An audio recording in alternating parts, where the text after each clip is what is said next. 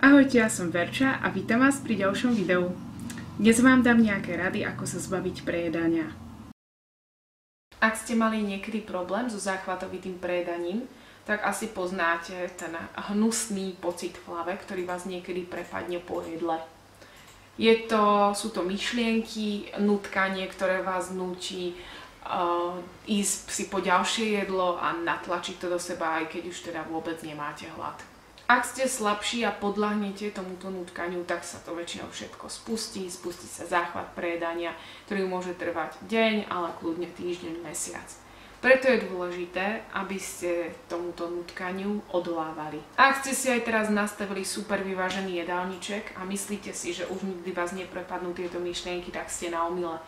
Oni tu budú a budú tu kľudne pol roka aj rok, pretože taktiež to prejedanie trvalo nejakú dobu a nemôžete teraz od svojho tela čakať, že za mesiac alebo za 2 budete úplne v pohode. Buďte trpezliví, pretože váš mozog teraz musí opäť pochopiť, že dostáva vyváženú, pravidelnú stravu a že nemusí vyvolávať tieto túžobné myšlienky po jedle, pretože o ničho nebudete ukracovať. Ak sa po jedle dostavia tieto nepríjemné myšlienky, nereagujte na ne. Ukludnite sa, sadnite si niekde na verandu, na balkón, na gauč, ideálne s nejakým priateľom alebo s rodinou, s niekým, s kým sa môžete porozprávať a snažte sa nechať tie myšlienky plynúť.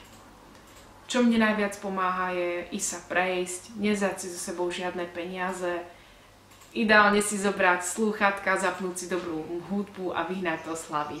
Tie myšlienky chvíľočku potrvajú, ale verte mi, zažila som to a prejde to. Je veľmi dôležité, aby ste sa naučili, že žiadna potravina nie je zlá ani dobrá. Aby ste sa naučili jesť všetky potraviny a zaraďovať úplne fakt čokoľvek do jedálnička bez toho, aby ste mali s tým potom problém a aby to bol pre vás spúšťač k prejedaniu. Na začiatok doporučujem napísať si ideálne zoznam potravín, ktoré vám robia problém a ktoré sú pre vás spúšťačom.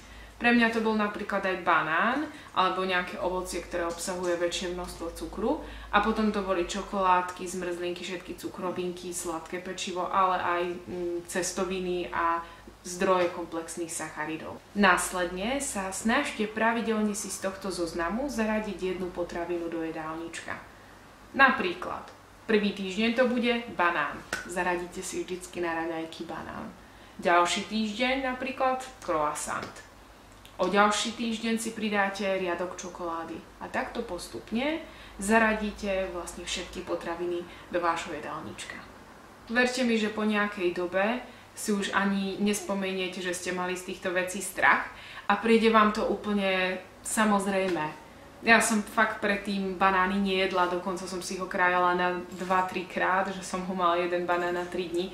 A teraz, aj keby som zjedla 2 banány, tak viem, že sa nespustí vo mne záchvat prejedania. Myslím si, že 90% ľudí úplne bežne prepadávajú cez deň chute na sladké.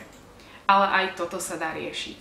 V prvom rade, ja si myslím, že za celý týždeň nemám ani jeden deň bez sladkého. Buď mám sladké raňajky, alebo dokonca je raňajky a svačinku, alebo raňajky večeru.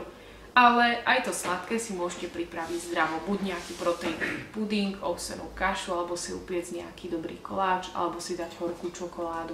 Po obede si dám napríklad niekedy čaj osladený Flour Drops, alebo kávu s mliekom osladenú Flour Drops, alebo nejaký ten hryz proteínovej tyčinky a taktiež používam aj cukríky bez cukru, alebo super sugar-free vody ako Kolu Zero a podobne.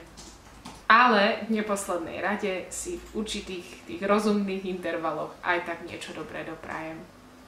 Podstatné je, aby ste boli trpezliví, nebuďte na seba príliš prísni a radšej postupujte po maličkých krokoch. Ak by ste mali akékoľvek otázky ohľadne intuitívneho stravovania alebo záchvatovitého prejedania, tak určite napíšte do komentáru pod videom. Rada vám na to odpoviem.